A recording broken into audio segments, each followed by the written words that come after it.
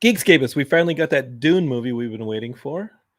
And Matt Kelly joins me on the podcast to talk about a brand new Geekscape podcast and the upcoming Halloween celebratory stream he's got going on this week. We got lots to talk about on a brand new Geekscape, so you're in the right spot. Let's go! That's supposed to...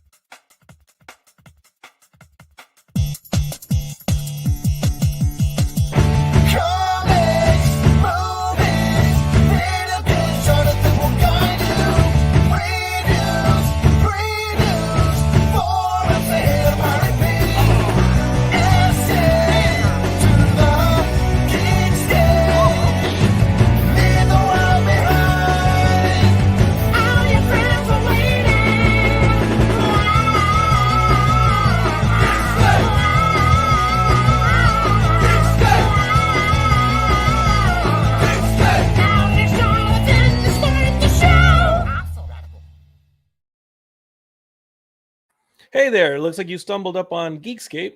That's this podcast. We've been doing this for a while, and I'm your host, Jonathan. That's what the theme song said, and I think I'm kind of getting the hang of things. You let me know. Go ahead and email me, jonathan@geekscape.net, if you have any notes. You want me to cover anything else? Before we stay in our lane, that lane is, let's see, movies, video games, comic books, TV shows, anything that's under the geek umbrella, pop culture, that sort of thing. We like to talk about it. We are available on YouTube, Facebook, Twitch, and Twitter for you to talk those things with us.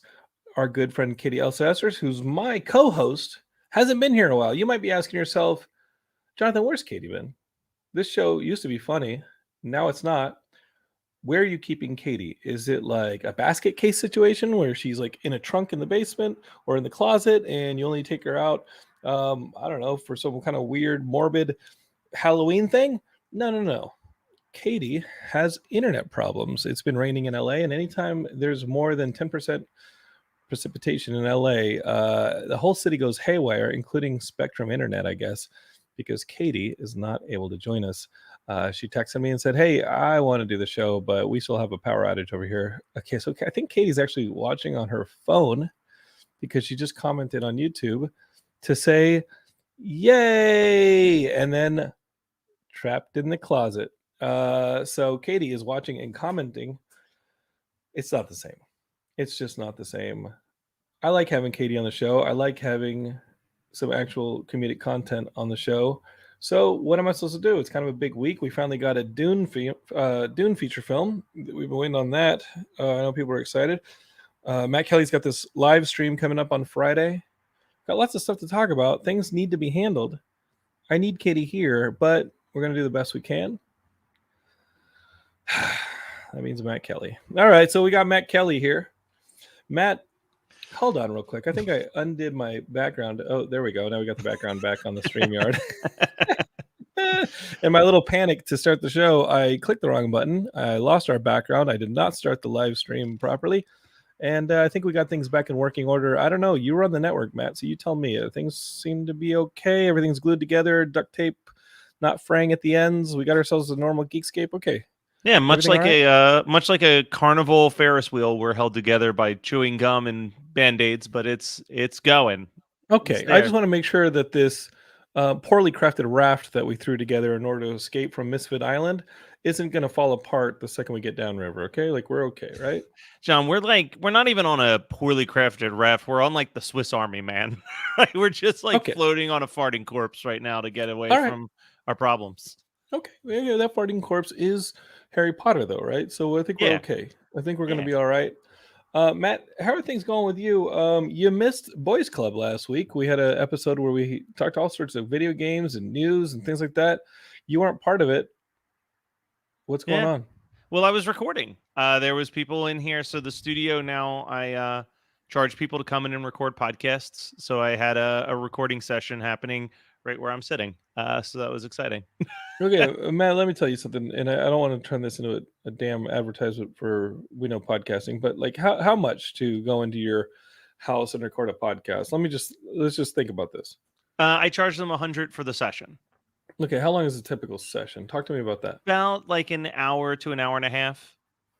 You don't just say $1.50 the second they get to an hour and a half and be like, hey guys, you know the rules. No, Hour for 100. So how do you keep no. people from abusing it and being like, I think I might just spend the night here, even 100? Like you got to be charging I'm a less than the lonely motel man. down the I'm, street. I'm a lonely Okay, man, like John. how soon before this thing just turns into an air podcast B&B? I You mean, ever thought about that? as long as they let me interview them, and it's the newest show added to the Geekscape network, Oh, then it's that's what we all got to good. do. Matt Kelly's Murder B&B. Like Yeah. that's what we need to. We need to add that to the show. Where okay, this is what we're gonna do. Matt, scrap everything, cancel everything but Geekscape. We're gonna restart the network. We're gonna start with Matt Kelly's Airbnb of horror to celebrate on Halloween. And basically, what we're doing is we're going to have one podcast where Matt invites people to quote unquote record a podcast in his house. And then he scares the shit out of them for the next 12 hours. Mainly, he just lets them see his DVD collection. And then we record a podcast. And that's Matt Kelly's DVD of horrors. Hey, you know what? Never mind. That's a fucking terrible idea, Matt. Let's not do that. No, let's not do that one. We've got Yeah. much better news shows on the network anyway. I have no idea what you do here. I have no idea what you do on this network and how we even stay afloat with this. We are the cockroach of the internet. So let me tell you, I'm pretty curious to hear this. What have Well, you done with this brand? well, let's see. We got the YouTube channel going, right? That's bumping Mhm. every Tuesday Yeah. and Friday, a new pop culture video. So go ahead and hit subscribe on that if Oh, you is that haven't right? already. Oh, I didn't know that. Okay, that's cool. Yeah. Also, just throwing this out there, guys. If you're trying to figure out the best way to watch Geekscape live, right now, watching it on YouTube would be the most helpful way to do it. So Katie's doing her part, and I appreciate her. What It kind just of scheme you running? it logs our hours watched. Every hour watched on here, it Oh, counts towards our hours watched on YouTube. So that's very helpful. If you're watching on Twitch, though, we've now added a donation button that was designed by Chris Falios. That is actually our Geekscape logo as a donation button, mhm. and that can help keep the lights on. But the more important thing that we've been adding to the network is podcasts.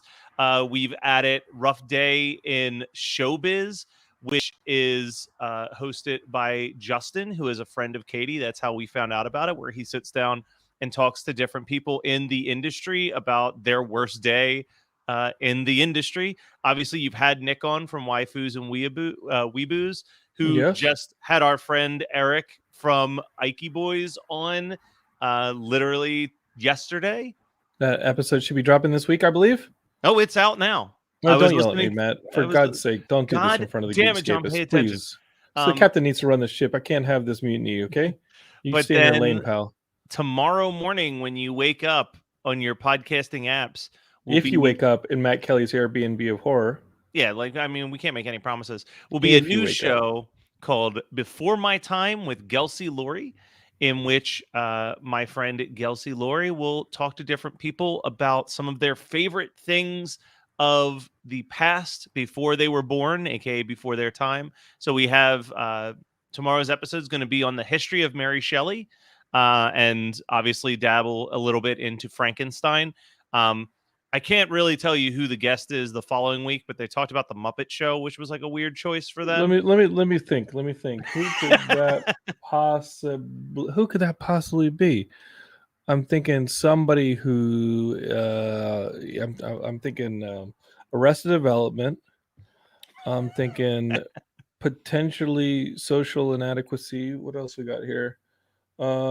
Inability to let go of the past. Yeah, no, And doesn't check any boxes of anyone I know. no, carries around his childhood like Linus's warm blanket. I don't know. I got nothing. I But got nothing. we've recorded It's Matt episodes. Kelly, everybody. Yeah, Matt Kelly is going to be the guest coming up. So you're going to want to subscribe to that before my time. You're going to be on. We actually have already recorded every episode into the new year. Oh my God. We're before my time. So we did an episode with Katie talking about the Carol Burnett show. We had Scott Rogers' wife Megan on to talk about Some Like It Hot. We're recording next week with Ashley Robinson of Geek History Lesson, who's going to talk about her love of MASH. So it's been some really cool topics, and then there's a bunch of episodes that are literally just Gelsey talking about her passion of some of these old things like neo-futuristic furniture, which is the basically neo-futurism. I had to learn this terminology. Yeah. Neo-futurism is the way that the 50s foresaw the future. Yeah, it's So the Jetsons. yeah, so it's like we had a whole episode about like how much we love that that vision of the future, and how like now 50 years removed, all of our visions of the future are just like a barren wasteland. No, Matt. Let's keep this in mind. This very show, the very first image we created for this podcast brand is neo-futurism. That Yes. was distinctly what I asked our good friend Fernando Pinto to do in the Johnny Zapp logo. That if you're watching this on YouTube or Twitch, or you can see that little logo right up there in the upper right screen if you're watching this on YouTube. That little Buck Rogers character is something that I asked specifically for. I wanted something neo-futuristic, and I specifically said like Kid Buck Rogers. Let's have a jetpack. Let's have a fish tank helmet and a laser gun, and that's kind of where the Geekscape thing started. Oh, I love it, and I think that we cling to that, but I'm saying if they did a Jetsons in 2021, I think it would be the Jetsons in a dystopia. Like, I don't think that we're making optimistic future projects right now. No, Matt, listen. If you want something done right, you got to do it yourself. Let's not leave the Jetsons movie up to anybody else. Let's plan the Jetsons movie right here and now. All right. Okay? This is what the Jetsons movie, okay? We're going to find a comedic director to do it. Or somebody like Tim Story, who recently did Tom and Jerry. We're going to go lighthearted. We're going to go all for the family, and we're going to make a Jetsons movie, not unlike that first Flintstones movie that we saw in the 90s. We're going to go hopeful future Jetsons. We're going to steer clear of the entire theme that robot is basically their slave, not their housemaid. That's a big if. We got to think about that AI stuff. If we start getting into like the morality of AI and whether or not those robots are servants, which the Jetsons definitely had a servant made. They did. That gets a little problematic, right? Like that's a problem. What keeps the maid from killing the Jetsons? I'll tell you the one thing that the Jetsons had correct, though, that I'm all for is, as you're talking about the robot maid, Rosie, use her proper name. How dare you? I think that the thing that they got right that we've really messed up with, because we technically already have our own personal Rosies now. We call them Roombas. Yes, we do. But we should have been able to program our Roombas to talk in a sassy voice and refer to us as Mr. or Mrs. followed by the last letter of our name. Because if my Roomba was just like, living room's all done, Mr. K, I'd be like, no, thank you so much, Matt, Roomba. And then it would just keep moving. This is going to sound very judgmental. Do you have a Roomba? No. Do you have a Roomba, Matt? I don't have a Roomba. I have a vacuum that I use by hand. Okay. But I would love a Roomba that would refer to me as Mr. K. Let me tell you something, all right, about this Roomba thing. Every time I have ever visited anybody who has a Roomba, their fucking place smells like dog shit. Like, I gotta tell you, like I gotta tell you, Matt, every time without fail that I visit anybody and they've got a Roomba in and around, they also have the dirtiest damn apartment or house I've ever seen in my life. Now the Roomba is the instant red flag for somebody not being able to wipe their own ass or willing to. Okay, so let's just mark Roomba, that. Okay, the Roomba, I think people have misinterpreted what its intentions are. You know what I mean? Like, the Roomba is there to help out. It's not supposed to be the only cleaning that has to figure out. They actually thought it was Rosie from the Jetsons, and the problem is those lazy bastards probably grew up with a Rosa from the real life, and they fucking got lazy. Okay, like, let's be straight. Like, Roomba's not supposed to make your bed. You see, like, Roomba's not going to put shit in your dishwasher. All right, it's not going to wash the dishes. Every time I walk over to I go visit somebody, and they've got a Roomba rolling around, I ain't taking my shoes off, man. I don't care if there are a bunch of shoes by the door. I know that there's going to be a layer of dirt or some kind of grossness on the floor because that Roomba doesn't scrub with soap. It just goes around and picks up your pubic hairs. Like, come on, man. Like, do you think, how many listeners do you think as they're watching this, just looked over at their Roomba and then looked back at you and said, "Oh "Yeah, man, he's right." I put an R2D2 toy on it and pretended it was my droid." Like, come on now, come on. No, I mean, Like, you're not wrong. You're not wrong. I mean, I've seen a Roomba Matt, bang into an inanimate object more than I've seen it navigate this itself is around why, a problem. listen, the fucking Terminator ain't never taken over. All right, let me tell you this. Because if it's anything like a Roomba or like that MapQuest device on your like Google Maps, that shit doesn't know if a street is closed or not. They don't know, but like construction, they don't have eyes. Okay, like, you know how many times Google Maps is going to get you down like a road that's like, oh, sorry, we didn't know about the construction. We didn't know that the end of the road was closed. Don't trust the damn Google Maps. Our people used to navigate by the stars. Use the human intuition. Use the brain. Really, what I'm trying to say is, make your own damn bed. That Roomba is a red flag. Let me tell you something, Roomba is Matt. like the malfunctioning robots in the Mitchells versus the Machines. Every person I've known who has a Roomba, they're kind of horny, man. They're kind of they either had like a housekeeper who kind of like took care of them up until college. They didn't really have to do and clean anything. Yeah. And then they get the Roomba and they're like, well, droid's got it from here. Yeah. I feel like the Roomba is useful. The only people who should actually have a Roomba are A, people who already know how to clean and are willing to clean, and B, people who have dogs that shed a lot. Because I'm sure it's very useful just kind of combing the floor, picking up the dog hair. But like the second that you're just like, I've got the Roomba and now I can check out, everything's good and gravy. It's like, no, that's not how it works. Okay, I'm going to go ahead and say, if you have a dog, like my friend Andy Rattinger has a dog, if you have a dog, the Roomba is a good idea. Yeah. But some of those people have the grimiest freaking, you go into their bathroom and like, there's like a layer of grime on the floor and you're just like, dude, you got to get some Pine Sol in that Roomba. Meanwhile, I'm like dedicating most of my Sunday is like laundry, cleaning, like hitting all the different rooms, making sure Gym tan laundry. I know what you do. You do gym tan laundry. That's like right. Jersey Shore. Yeah. Okay. GTL. The other thing about the Roomba, it reminds me of Chopping Mall. I don't want that shit going around my house. It does look like a Killbot from Chopping Mall. This is true. That being said, again, if you could program the Roomba to say, have a nice day, I would probably put it in my house. Okay, this is what we got to do with the Roomba. Put a bunch of knives on it. Okay. No, listen. You ever seen BattleBots? Yes, I've seen BattleBots. Okay, we got to make great. No, listen. BattleBots is cool, but let's just face it. Okay, none of us are robotic engineers. Okay, let's save that for the smarty pants. Geekscape. I don't think we're going to get sued for this. We might get a cease and desist. We might just get a letter laughing at us that this show is pathetic. This is what you got to do. Now we got that YouTube channel up and running. Let me tell you, I got an idea for a hit show. We get these Roombas, right? I already know the name of this show, but continue. Okay. We take these Roombas and we call it, I don't know, Battle Dome, Battle Drome, something that's like it's the Battle Knots.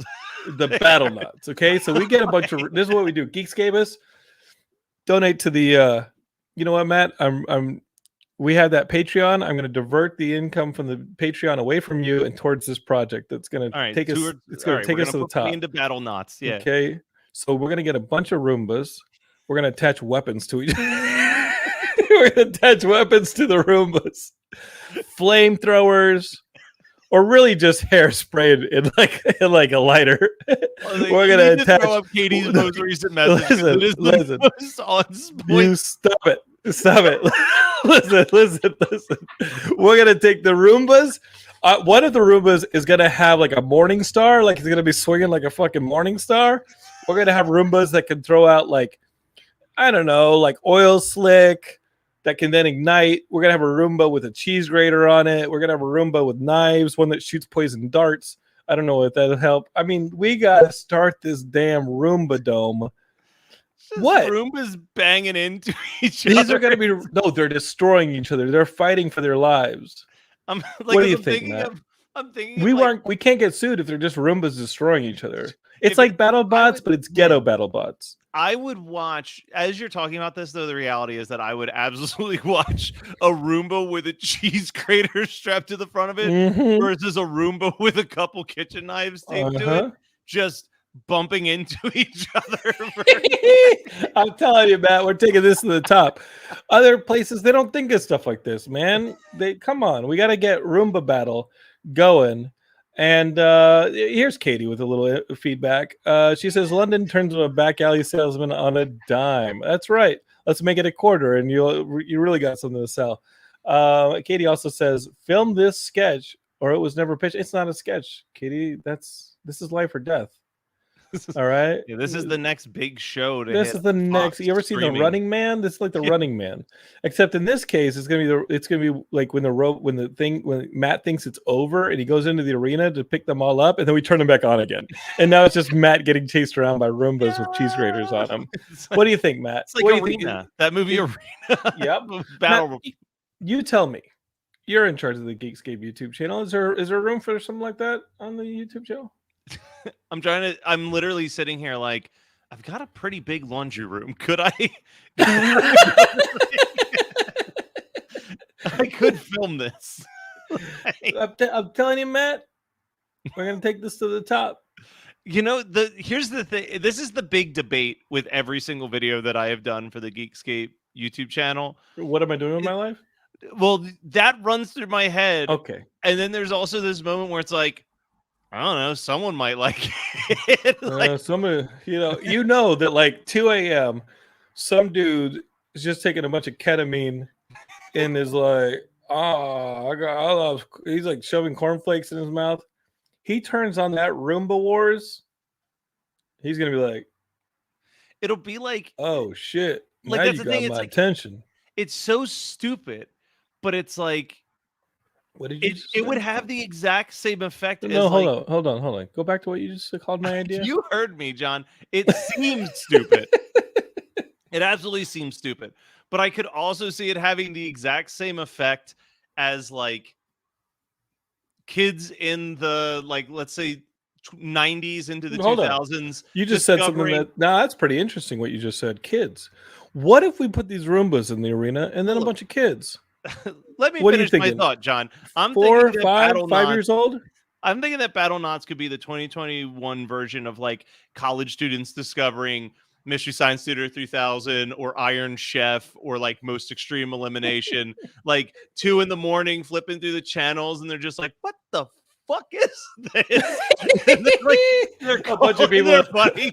They're like, hey man, you got to put on the Gardening Network. They got some crazy shit on there. A bunch of guys got like this back alley and a bunch of Roombas and attached cheese graters to them, and they're just running these Roombas into each other. I feel really bad for the people who tuned in because they're like, man, they're going to be talking about Dune. It's going to be an hour of some in-depth Dune talk, and we're 23 minutes in. We're still on Roombas. You know what? Welcome to Geekscape. We got priorities, Matt. That we passed, like, I never officially went to an improv class, but I feel like you and I just passed the masters. No, well, Katie's not here to tell you whether or not we've failed entirely. She's or in the just chat. partially. She can let us know. I think, Okay. we riffed that out well for 25 more minutes than that bit could have lasted. Matt, write it up. We'll get the Kickstarter going. And let's get ourselves a little Roomba Wars going. Coming soon to the Geekscape network. If you agree, send me an email, jonathan@geekscape.net, or send it to Matt at geekscape.net, with the subject heading, "Where's my Roomba Wars?" Yeah. This is not associated with Roomba in any way. Please do not sue us. And plus, we're buying Roombas, so I think that I think like the entire budget of the movie goes directly to the people who created Roombas, basically. It's not a movie. It's a sport. Series. 13-episode run every season. I'm for about telling 10 you, man, to 15 seasons. Dude, how pumped are you going to be when you're like, that Roomba's just running around with a bunch of hairspray. What the fuck's that thing going to do? And then all of a sudden, flick, a little lighter flicks up, and you're like, holy shit. See, here's the thing. You're adding the Roomba shot fire. You're adding a mechanical element to it where in my Yeah. brain it's that there's no mechanics involved. It's just a Roomba What? with something taped to the front of it. No. Just seeing No. what happens. Listen, I'll say it again. I'm no robotics engineer. BattleBots, totally above my pay grade. Can't do it. But what I can do is duct tape a cheese grater to a Roomba and a bunch of knives or a switchblade or a katana to another Roomba and see how long it takes for them to kill each other. And I'm telling you this, Matt, this show is going to be great. And I will figure out how to have hairspray and a lighter on one of the Roombas to light the other Roombas on fire. Put my money on that one. Put my money on Maybe on it's that a one. tag team. Maybe it's one Roomba on fire and the other How one the that's just spraying hairspray. How the hell do they tag out? How do they tag out? We just thought of the best show.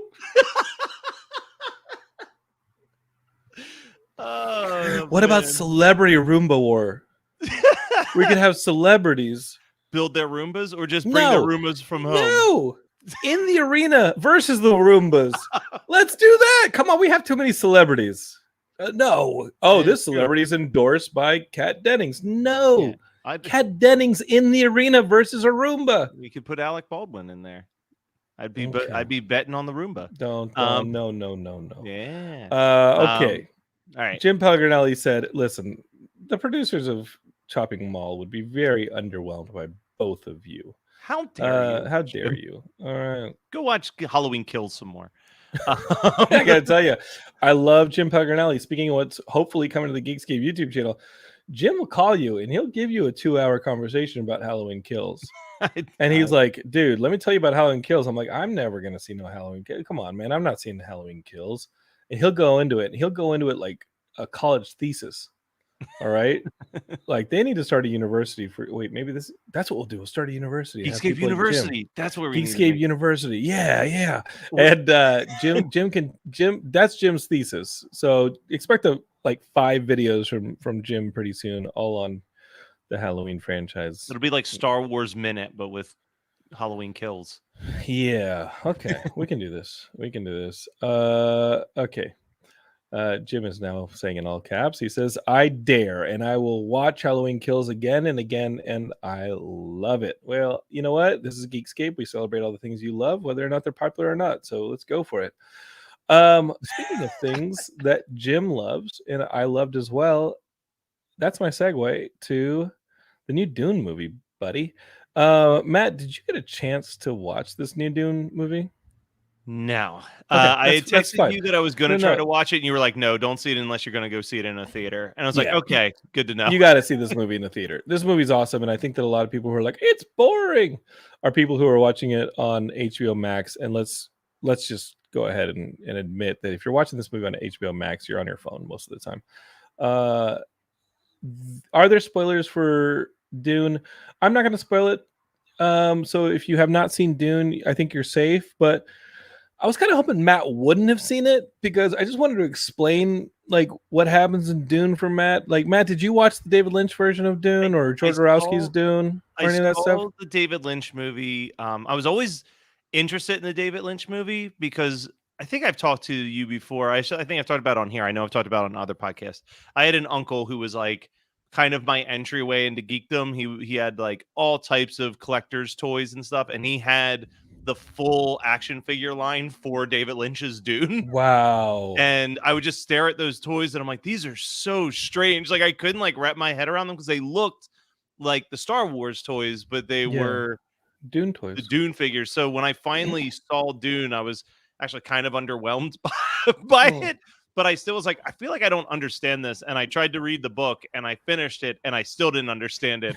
So I'm curious if this movie unlocks anything in my brain. I remember reading the book in middle school, which is insane because when you think back to the books that you read in middle school, it's like, okay, you read Dune. I read a bunch of Robert Heinlein. I read Wheel of Time, which is coming out in November through Amazon as a series. I read the Lord of the Rings books. And now, as a 42-year-old man, I can't get through 2 pages of a comic book before I fall asleep. Like, when was I reading all these? Like, I must have had zero friends or anything to do. I read so much stuff. Are you like the entirety of the Dragonlance like series, I read them all in middle school and early high school. The Timothy Zahn like Star Wars books, I read them all in middle school and high school. I had no damn friends. I think what it was I had a job at a comic book store that nobody would come into, and I would just sit there and read That all of it. I worked at a store in the mall that no one went into, and I was reading a book a day for sure. I'm at this point where it really depends. Like if I'm reading an actual work of fiction book wise, it just can't hold my attention. But if you give me like, hey, here's a 600-page book about the life and times, like I got you, buddy. The New York 70s comedy scene, oh, I'll rip that up in a weekend. Like, Yeah, and I think I'm a person who was like, hey Matt, you got to read the Steve Martin book. yeah, It's like, incredible. it's I so love. good. I've just kind of Standing Up. segued. Oh, it's so That good. being said, and Brian Kent, our good friend, is over on Twitch. He says my uncle took me to see David Lynch's Dune when I was 10, and I hid it under my little league jacket for most of it. I believe a little bit of trivia. You may want to check on this, but I believe the David Lynch Dune was the original THX movie. They unrolled the THX sound system on the original. That was the first movie to get the THX sound system. Was David Lynch's Dune. I could see that. So there, I have another story about David Lynch's Dune, especially since you brought up the action figures. I don't know. I mean, John Arcudi told me the story. John Arcudi was one of the co-creators of The Mask that turned into the Jim Carrey movie. And John was like the only comic creator that I knew when I was in college. And he lived in Philly. That's how I knew him. I'd have him on the radio in Philly, and we would go and sit at the Broad Street Market on Market Street right there. And we'd sit there and eat sandwiches, and he would talk about comics, and he would bring me comics he'd been writing. And John's always been such a cool dude. He used to work at Forbidden Planet in New York off of Union Square. I think it's still there. I mean, it's been 2-3 years. I remember it still being there. So that original Dune line had a worm. Yeah, my uncle had that worm too, and it was like ribbed. Yeah, it was so gnarly. Remember the Harry Potter brooms they had to pull off the shelves? Oh, gotcha. Yeah, so those original Dune worm toys from the David Lynch version were like totally ribbed. They could not keep them in stock, and they were not selling them to fanboys. And this is like in 84, 85. And John told me the story that he's like, yeah, I used to work at Forbidden Planet New York, and we could not keep those in stock. And then finally they just had to stop making them, like the vibrating broom in the Harry Potter series. Yeah. So in the movie, when it's like, I have, the only thing I worship is Shai Hulud. Well, it was a bigger religion than we thought it was.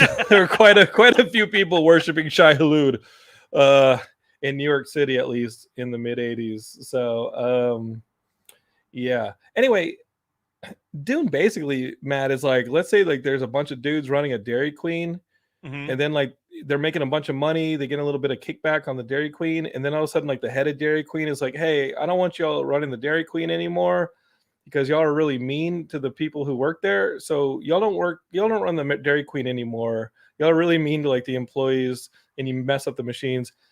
We got this new people coming in to run the Dairy Queen. And then the ex-employees of the Dairy Queen are like, those mother took our jobs. Why did we get kicked out of the Dairy Queen? We need to go back, and we need to steal back that Dairy Queen and kill all those people. That's roughly what Dune is. I feel like you could disgruntled ex-employees. So like the last 15 years of Geekscape. Yeah, a bunch of disgruntled ex-employees who are like, F Jonathan. And they come out of this giant vat of blood and like oil, and they float up, and they're like, we're gonna kill Jonathan and take back the Geeks. You're the dude. You're Househeart Conan. I know you are, Matt. You're like, I'm gonna like pop your side, and you're gonna float around like the David Lynch past is just like, we're gonna get our vengeance on Jonathan. Yeah, okay. Well, yeah, you get a little specific there, pal. But basically, Dune is a bunch of really gothy disgruntled employees coming back to their workplace and trying to kill all the people who now work there and have been given the job. And they sabotage all the equipment when they left. They set them up to fail, And the new employees are like, you know what? We're going to do this the right way. We're going to like befriend the locals. We're going to have peace with them. We're going to have a working relationship with them. And then midway through, ex-employees start trying to assassinate them and be like, nope, you took our job. We're going to come back and kill every single one of you and set you off to run in the desert. And that's basically what that takes you through on this first part of the Dune series, which is going to be 2 or 3 movies. I really loved it. In all seriousness, I thought this movie was fantastic. It is a fully realized world in a way that I don't think I've seen this since Peter Jackson's Lord of the Rings. Like, remember when you first saw Fellowship, and it was so immersive, the world that they created, that you just kind of forgot you were watching the movie, and you very easily, at least in my case, could have just watched all 3 films right there. I remember at the end of Fellowship, I wanted it to continue. I wanted to see Two Towers. I wanted to see Return of the King. I wanted all 3 books right there because I was so in love and fully wrapped up in what they were creating. I think they've done the exact same thing with Dune. It's a different story. It's more focused on a protagonist than in a Fellowship. And you can argue that Frodo was a bit of a protagonist, but he shares a lot of responsibility in the Fellowship. And when you watch those 3 movies, all those characters have their storylines, and they all have beautiful storylines. They all have growth. In Dune, which, it's a 1965 book, it laid the groundwork for every sci-fi story for the most part that's come in the next 50 years. If you watch Jodorowsky's the documentary on Jodorowsky's Dune, you can just see how much has been lifted from that, from his designs for Dune over the next 40, 50 years.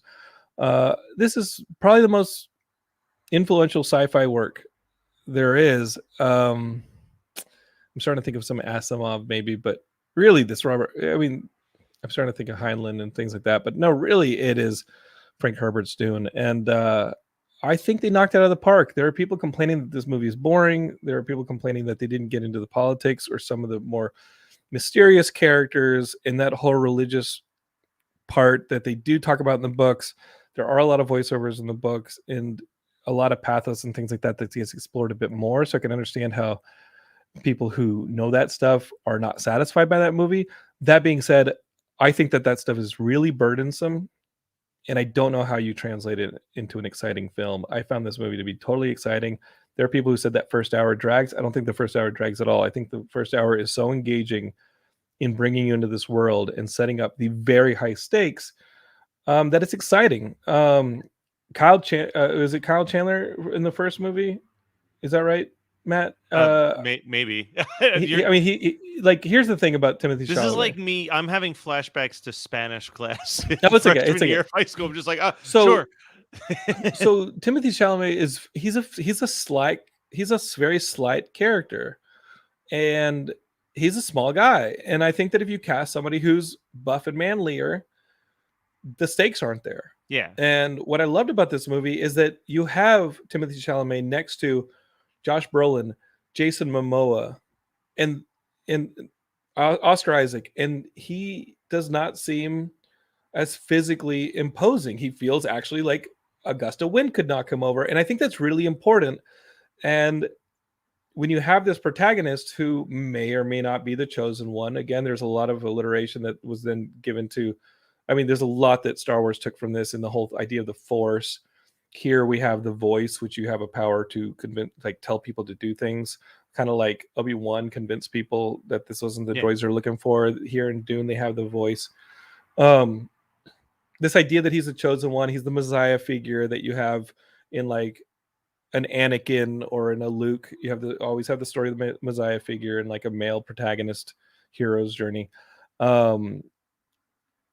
This is the least manly person that we've, I think, seen inhabit that role in film, and I think it's fantastic because every obstacle. That's why you've been pushing for. Every obstacle he goes into series, you push for 007. Yeah, I don't. A long time because you want a hero that actually puts stakes into the story, not someone that you look at and is just like, yeah, they're going to be fine. Yeah, when you see that Dave Bautista is one of the villains and Timothy Chalamet is your main protagonist, just visually that sets up a huge obstacle, and it has immediate drama. I think that's fantastic writing, and I think that's fantastic design. Maybe they're going to meet in the next chapter, and that's going to be tough because it's Dave Bautista versus Timothy Chalamet, who looks like maybe he's 120 pounds wet. That's rough. But you watch this movie and you watch the choreography, you watch what they do, and you're rooting for him. I loved this movie. I thought it was so much fun, and I did not think it was boring at all. Brian Kent said, did some folks say the same thing about Blade Runner? The original 1983 Blade Runner, 1982 Blade Runner, I still think is a movie that's a bit of a slow crawl. I definitely think that of the Denis Villeneuve Blade Runner, I thought it was beautiful. I didn't totally love the story after the first half. I was like, okay, it was like, I don't know where this is going. It was basically like a screensaver. Yeah. I mean, like, it was pretty to look at, but there was no substance to it. Yeah, but I love this movie, and Heidi's here, and she corrected me, and she goes, "Oh, it's Kyle MacLachlan." Yeah, it's Kyle MacLachlan. All right. It's David Lynch. It's Kyle MacLachlan. Yeah, of course. And I really like that David Lynch Dune, but I like it based on design and the look of it. It was kind of like punk rock Star Wars. It was like anti-Star Wars. Yeah, it's got a little bit of, not intentionally, but it's got a little bit of campiness to it as well. Like, Sting is like eating up every single scene that he shows up in that movie.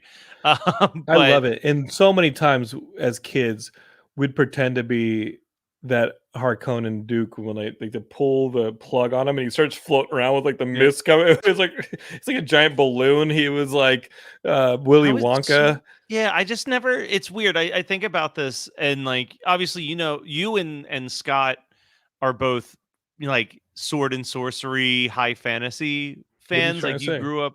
Well, I was gonna say we didn't have friends. Just say it. The only sword and sandals movies that I really loved as a kid were like the old Ray Harryhausen stuff. So like the Jason and the Argonauts and Clash of Titans and Krull. I loved Krull so much. But you just listed a movie that was 1980 in Clash of the Titans, and Krull, which I think is a 1984 or 1986 movie. Yeah. Like, those are not old movies. Well, but I'm also talking about like the 1963 Jason and the Argonauts and like the Seventh Voyage of Sinbad. Like those, because Clash of Titans, like, that's the last Ray Harryhausen movie. So like, it's the very tail or the very beginning of the 80s, but it's practically a 70s movie, honestly. Like, I love that movie. Oh, it's great. I mean, all of those are like my types of movies. And then, I don't know, I couldn't get into, I never got into the Beastmaster that much. I do remember. That was Matt Kelly, everybody. Have a great time on the show. Talk to you later. You don't come on. Hey, do you come in somebody's house and insult them unless they have a Roomba? I know that only if they have a Roomba. I know that you love the Beastmaster, and I want to love the Beastmaster. That's the thing. I want to love these movies. I remember watching Deathstalker on Netflix and being like, "That was pretty tight," but like, dude, Deathstalker is the shit. That's how the theme song went.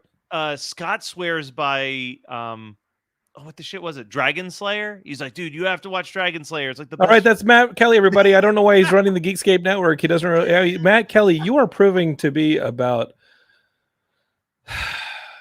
a mile wide and an inch thick with some of this stuff. Like, John, come on, do you even geek, bro? Listen, do you even geek? Do you even geek, bro? Listen. What's this thing they got there? This Dragon Slayer thing? It's got the it's like a giant lizard. Look, you've talked about this all the time, and part of the thing about being a geek is that you don't have enough bandwidth to be a geek focused on everything. You've never read any of the Harry Potter books. No, because I was in college when they started coming out, and that would have been fucking weird. But you were not in college when they started coming out. I was in college when I started reading them. But that's different. I would have read those movies in middle school, which may have been the equivalent of your college years mentally. But you know what I mean? Like for me, it's jerk. like, why do you even help? I've got the music and the movie stuff is like the primary focus for me, and then the Matt Kelly shaming has begun. It already began on Sunday when I dropped the newest episode of Roaring 20s. And Katie just went all caps on me, and she goes, "What? Read the Harry Potter books?" Yeah. No. Yeah, not now. Why? What? The Windows. Absolutely not. Read the fan fiction that people rewrote based on it. But read yes. those books that were made for middle schoolers. No, I'm good. Oh no, I have no problem with who they were made I know, for. but I have a problem with who let's just wrote them, face it. but- Like J.K. Rowling's politics are the major reason for me not wanting to put another dime in that pocket. You know what I mean? No, I think that's fair. I'm not reading those freaking books. It's a bummer because the books are quite brilliant, but she is not. So... I could see how in college Matt Kelly thought those books were brilliant. Yeah. There were many a nights at a late night diner where Schrapp and I were just trying to figure out how the last book was going to end. But you know, I did Katie miss the part of the show where like we were talking about how we don't really read like we did in middle school? And she's like yelling at me to read the books. I'm like, I definitely at 42 will not be reading those books. I will not be reading those books, and I will not be watching all the movies. I think I've seen 3 of them. I thought they were fine. Well, there will be a video in November featuring our friends at Bingetown TV doing another one of their Bingetown debates, this time on Harry Potter. So I'll watch that. Yeah, you know, you'll get like 30 to 40 minutes of a breakdown of Harry Potter, basically from that. Yeah, I would do the Cliff Notes Harry Potter. I'd be down for a Cliff Notes Harry Potter. I'll tell. Here's the one time that you should rewatch a Harry Potter movie, and I haven't done this in a really long time, so I don't know how well how well it holds up. But it would not be a rewatch. It would be a watch for the first time in most. Fair cases. Enough. Okay. There's a animator who used to write for South Park named Brad Neely. Are you familiar with him at all? No. Okay. He did in like early 2000. He did a commentary track called Dear Wizard or Dear Reader Wizard People, and you would sync it up with the first Harry Potter movie, and it was a book on tape that synchronized with the first Harry Potter movie, but it was from the perspective of someone who thinks that these books are like historical documents and that wizards should be feared. I think you just described half of fandom. Yeah, like I think you just described either half of fandom, and the rest of the people who think that way are like religious people who think that Harry Potter is satanic. That's true. I mean, it falls into both categories. There is a very good.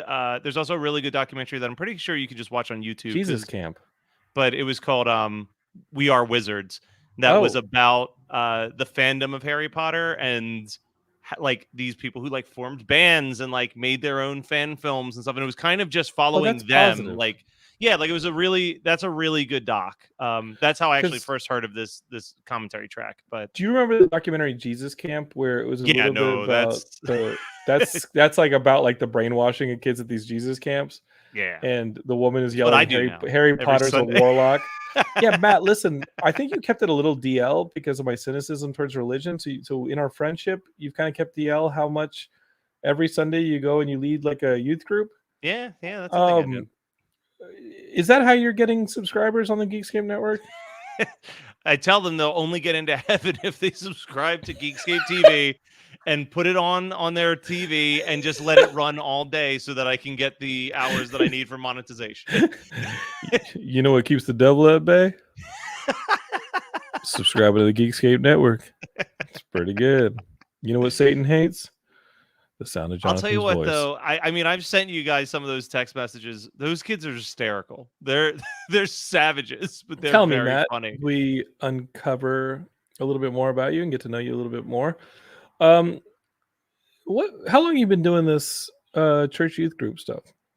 About 2 or 3 years.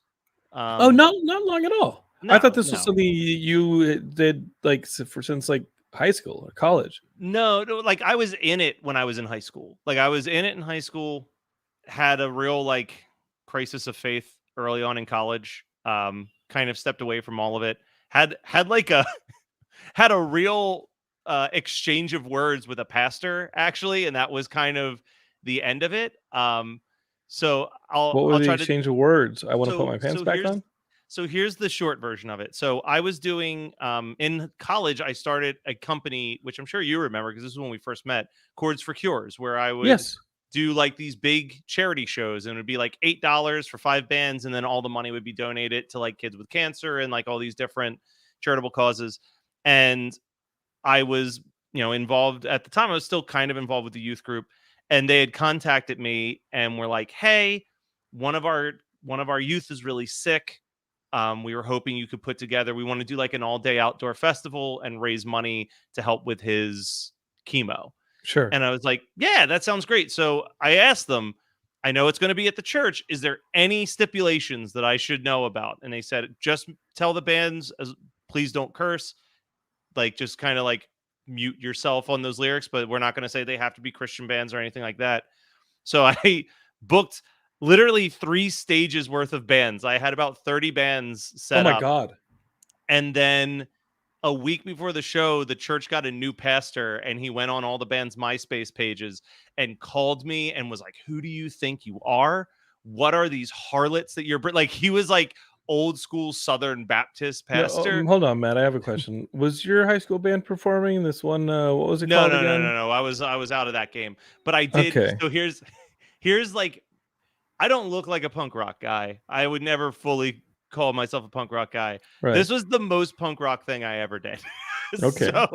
So he's like, all of these bands got to go. I'm going to book my church's praise and worship band in place of one of them. He wants that kid to die. He wanted that kid to die. He's like, we're just going to have one stage, and like he completely dismantled it. He said, you only book the bands that got good Christian boys in it. That's exactly what he said to me. That's how like old school he was. So at this time, Racing Kites was still a band. I like those guys. So we had them change their name to Praising Christ, and we put them on the flyer as one of the bands that was playing that night. You're walking on some thin ice there, Matt. You're walking on some thin ice with the Lord. They just played their set, but then I played right before their set just one song. And acoustic. It was an acoustic song that I had written called The Greatest Story Ever Sold. And it was literally a song about how much of an asshole I thought that pastor was. And I like called him out by name, and he just stood in front of me with his arms folded, staring at me the entire time. And then I just strummed the last chord, packed up my guitar, and just left. So I was like, deuces, done. And I like didn't step inside of a church for probably like a decade after that. Like that like had really rubbed me the wrong way. But then my mom continued to be a member of the church, and she was in the band. And she said, I think you're really going to like this new pastor. And this pastor from India, he just very smart, very laid back, really into like the idea of like, it's stupid to fight about your beliefs, and like, can't all of this all be just one giant spiritual thing under different interpretations? And I was like, behind that. Yeah. And I was like, okay, I'm into what this guy's putting down. So that was right before the pandemic hit. And he was like, us, like, it would just be him and me in the church. And I would set up the cameras, and he would just do a sermon, and I would live stream it. And then we'd end the live stream, and we would chat. And he was like, how would you feel about bringing back the youth group? And he kind of helped me get the tools that I needed to bring this thing back. And it's just been like, we've been doing like campfire nights. I like that guy. Yeah. Like yesterday we took the kids for a hayride. So we went out, there was like this hayride about 30 minutes south from where we live. You should have taken them to one of those, your buddies over there on the horror movie night who do the role playing. The Dark Hills events. So they have somebody dressed up like Jason jump out of the woods. You should have had that. This was a regular hayride down to like, they had a preset fire, and we just sat around the fire for like an hour making s'mores and any of those kids try and get fresh, Matt? Do you have to like be like, hey, no, leave some space for the Holy Ghost? This actually will sound creepy, but I promise it's not. The kids have taken to calling me Uncle Matt. No, it's creepy. Yeah. Okay. Next subject is. But I mean, it is. There's been some really, and I'll try to tread this lightly, but like, I'm glad that I'm doing this, even though my like general faith is always kind of like in flux. Like, I've had situations where like a teenage kid is calling my phone because they're thinking about killing themselves, and I'm the person they trust to talk to them. And I think that's great. Knowing that I can be there for people in that way, and be there for kids, especially like, you know, like you've said before, I have those are not easy years. Yeah, and those are not easy years. No, it sucks. Yeah. And so like being able to be there and be like, look, you can get through it. And honestly, those kids were like, when I would complain about my old job, they were the ones that were like, why don't you just quit it and like do this podcasting thing you love so much? So it's like, I feel like there was like a give and take in those relationships. Like those kids bring Those a lot kids of also still live at home, Matt. Like I yeah. probably I mean, wouldn't. that's true. They I don't wouldn't understand. Well, put your financial future in this, in the advice of John, a too late. 17-year-old. I already did. But yeah, no, they A 17-year-old who works at the yogurt shop. What do you think I should do with the rest of my life? but yeah, no, they've had some zingers. I'll text them every once in a while on there, but the one last night had me dying. Where What'd they say? it was What'd they say to you? it was two. No, it If wasn't even it's to me, me. Matt, I will go over there and I'll No, punch a kid in the face. I was over. It was two Nobody makes girls fun of Matt talking Kelly to but each me. other. It's two Okay. girls talking to each other, and the one girl was saying, she was like, "I have a crush on this guy Josh," and she was like, "Ew, don't date dudes with J names." And she's like, "Why should I take dating advice from you? You would date a carnival." And she goes, "What does that mean?" She goes, "I don't know. It's something else that's filled with lots of red flags." And I was like, Mhm. "Oh shit!" Probably owns it. Yep. Like that's a savage ass Josh. line. Josh probably owns a Roomba. Just saying. Josh doesn't wipe his own butt. I'm telling you that right now. Well, as somebody who has a J name, I think dating has been okay for the most part. Yeah, I think you're doing all Maybe. right. I think I'm doing okay. It's been ups and downs. But Matt, I think that's great what you're doing. I think it's fantastic converting kids to Geekscape. Yes. You're doing We the should start Lord's a work. religion, Sean. It We seemed to really work did. out for L. Ron. So, Yeah. I don't know. I mean, yeah, there's been some. I mean, Frank Sanders got a Geekscape tattoo. yeah, That was he'll kind of be our cult-like. first priest. He'll be the high priest of the Yeah. Geekscape Church. Frank's been doing great. Everybody's been doing good. The network's been doing well, and I'm kind of happy with where we're at, man. What do you think? You think I we're doing love okay? it. I love it, and I'm excited to see it continue to grow. Obviously, I'm putting in a lot of time in the YouTube channel, and I think that we've got some really exciting videos coming up soon. We've got a bunch of new people that are excited to do some videos. So I know in November, Jenny Meso is doing a video for us. I haven't heard from Jenny in years. I Yep, probably have, but but I she's I coming definitely back. haven't seen her. Yeah, she's coming back. She's doing a video about the history of the Addams family. So I'm helping with the script on that right now. Gelsey's going to do a video soon about the history of the movie The Three Amigos. That'll That's come a out great sometime in one. December. So like we've got some really cool stuff. I think that we've got I'd say we have two really well established reoccurring series with the Why We Love and the History of.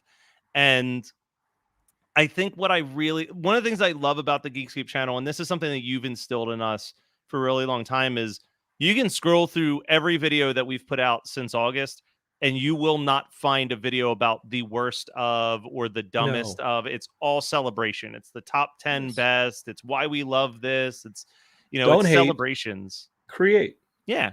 Don't hate. Create. There's plenty of stuff that I don't like. Like there is But definitely someone stuff else is that going to I'm down love it. on.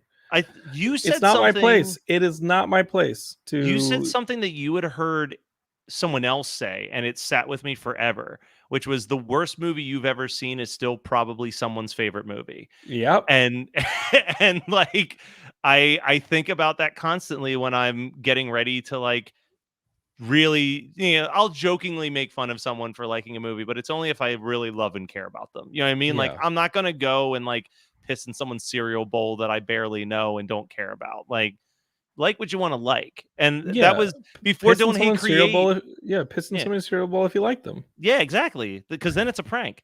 But before Don't Hate Create, I mean, the other Geekscape slogan we used to throw around was "It's okay to like things." It's okay to like things. We used to say that a ton when I was about a decade ago when I lived out there, which was a decade ago now, John. It's been a decade since I lived in Los Angeles. And Matt, you're going to be back here in early December. We're going to get together. Yep. We're going to do a couple panels at LA Comic-Con. Yeah, We've got some fun panels planned. Geekscape, if you're in LA, visit LA Comic-Con. They're supporters of us. They've been supporters of us the entire time. They've been around since before LA Comic-Con. We were part of their early sponsors and early partners. And I still consider the LA Comic-Con folks to be good friends. And they've always given us a red carpet to do a green light to do whatever we want to do. So we're going to be doing that again December 4th and 5th at the LA Convention Center. And I heard they're also expanding to the West Hall. So LA Comic-Con is going to be pretty big. Nice. I think, honestly, to make more room in a That would make pandemic more year, they're sense. going Yeah. to have a little bit more space. And I know that there's I know that there's like you can get a ticket for the first half of Saturday and the second half of Saturday, and then a ticket for the same on Sunday. So your days are split in halves. But go on the website for LA Comic Con and see what your ticket looks like and who's signing when or who's having what. I don't know when our panels are. I just know that we have 3 panels coming up, including a Geekscape Live, and we're gonna have a lot of fun.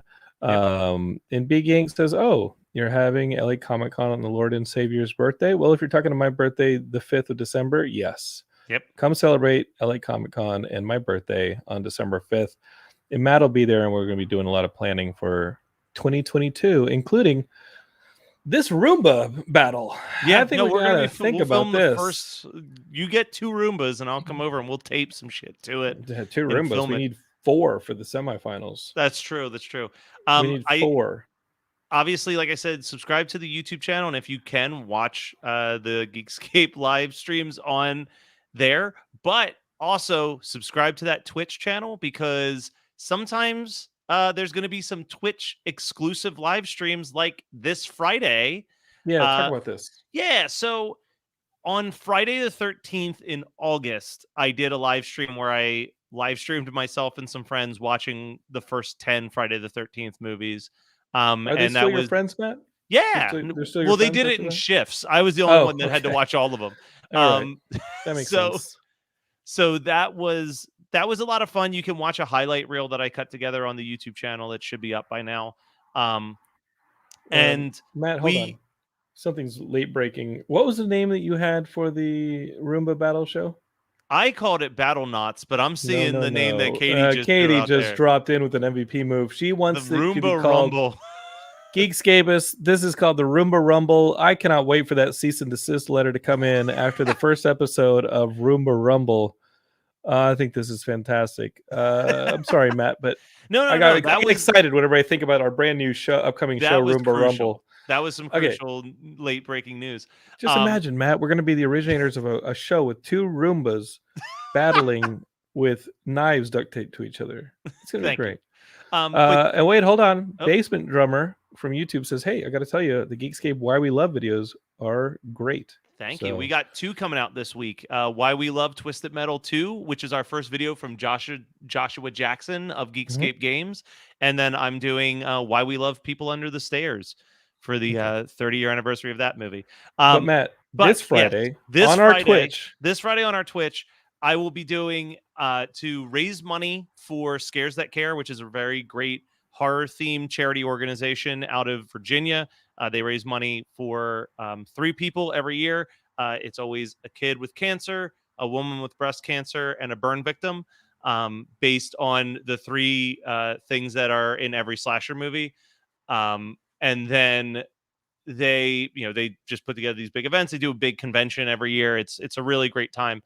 But this Friday, to help raise money for that, and in celebration of Halloween, I am going to be doing another 15-hour live stream. It's going to be a little bit different than the Friday the 13th one. What's going to happen is I'm going to start with Frankenstein. I know where the starting point is, and I know where the ending point is.